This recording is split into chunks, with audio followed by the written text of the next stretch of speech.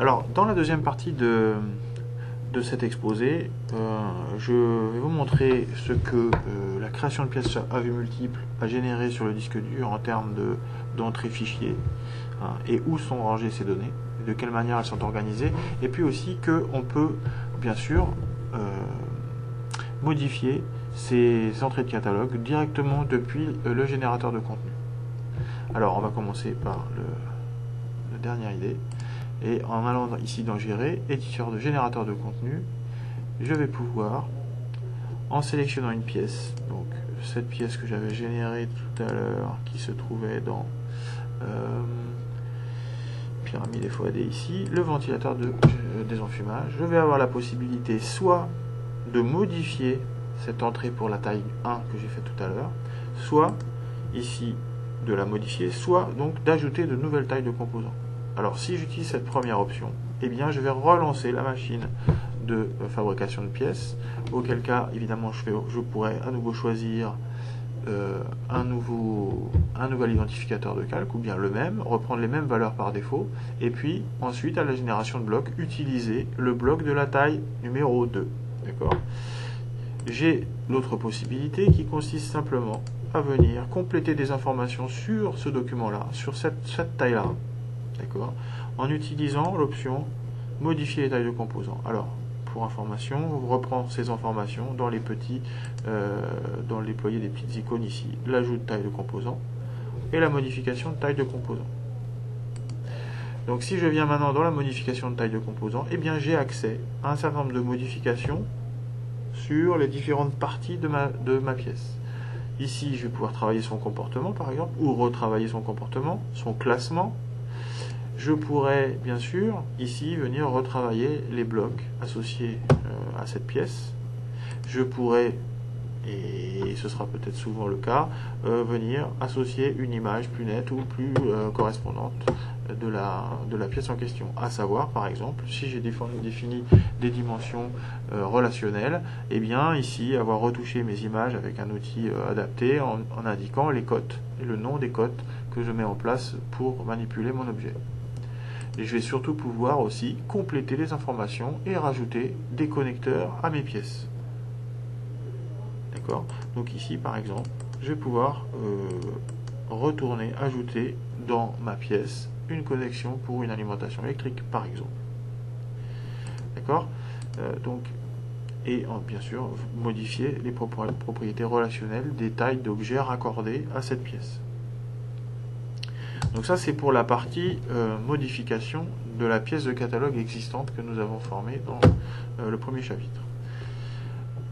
En parallèle de ça, je voulais montrer aussi ce qui a été généré lors de la création de cette pièce sur le disque dur.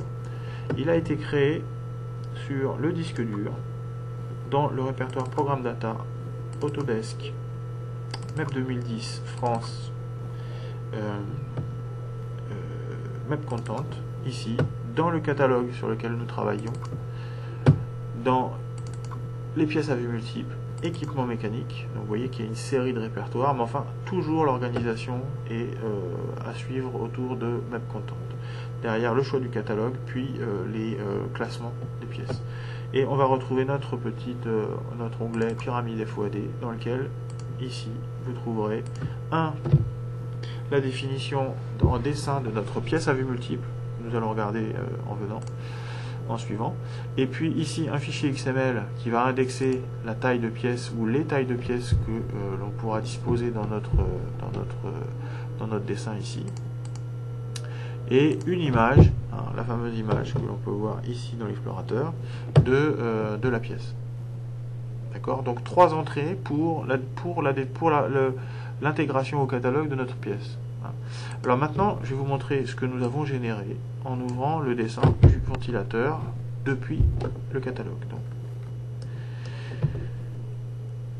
en me mettant dans une vue isométrique, je vais vous montrer que la pièce que nous avons fabriquée a été complètement redéfinie par le générateur de contenu.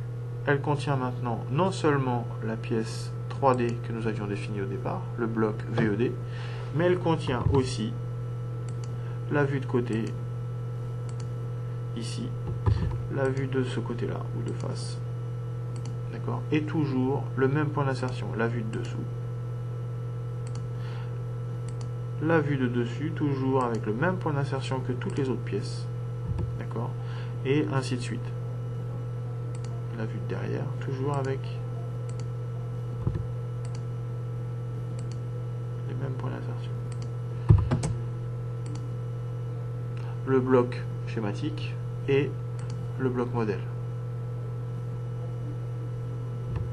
Donc maintenant, si je fais un petit rendu conceptuel de notre objet, vous allez pouvoir comprendre que ce que nous avons généré est un petit peu à l'image d'une boîte à chaussures